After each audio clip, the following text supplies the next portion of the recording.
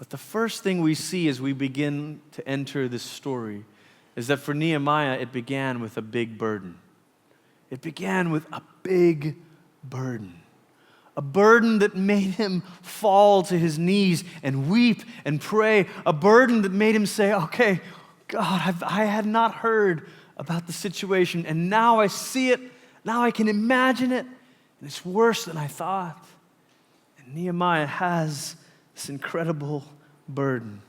I think it's worth reflecting for just a few moments on the difference between a burden and a dream. A burden and a dream. See, we are a culture that loves dream language. Have a dream, pursue the dream, God will bless your dream. The bigger the dream, the more likely it must be from God. But I want to suggest to you that there might be a very important difference between a dream and a burden. I think dreams can very easily be self-serving. Dreams can often be something that says, I want to do, or I want to be, and it's our secularized version of a burden. It's all about self-actualization, self-fulfillment. I need to be, I want to become, but a burden is often for the benefit of another. A burden is something that comes on you, and you're not really sure why, but you see something and you say, oh God, they need help. God, we need to do something about this.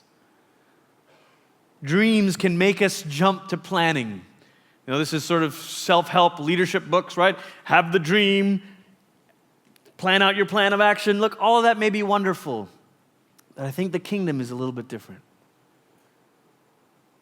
When the Lord places a burden on our hearts, we don't jump to planning, we fall to our knees.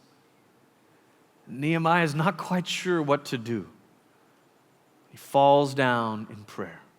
See, Nehemiah has this incredible burden that begins to consume him, and yet he stays serving as a cupbearer to the Persian king. Now listen to this in chapter 2, verse 1. He says, at the time I was the cupbearer to the king in the month of Nisan in the 20th year of King Artaxerxes.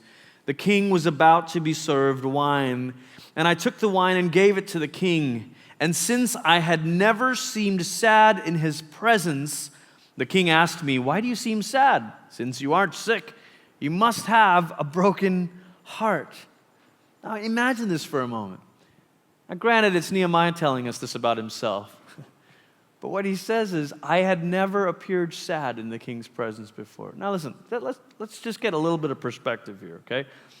What's the role of the cupbearer to the king in the ancient world? I just told you about how empires were conquering one another, ruling over each other, right? The role of the cupbearer, one of the pivotal roles, was to taste the wine to make sure it wasn't poisoned. One might say that Nehemiah got the job that he did was because someone else had vacated the position, if you know what I'm saying. This is not like,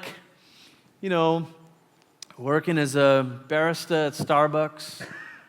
You have a bad day, a customer yells at you for burning the milk or whatever, I don't know if you can do that. And this is like, you have a bad day, see ya, you're dead. And yet Nehemiah says, he never before had seemed sad in the king's presence. I want to suggest to you that though he had a big burden, Nehemiah learned small faithfulness. See, this thing we're talking about this week, it begins with a big burden, but it is sustained by small faithfulness.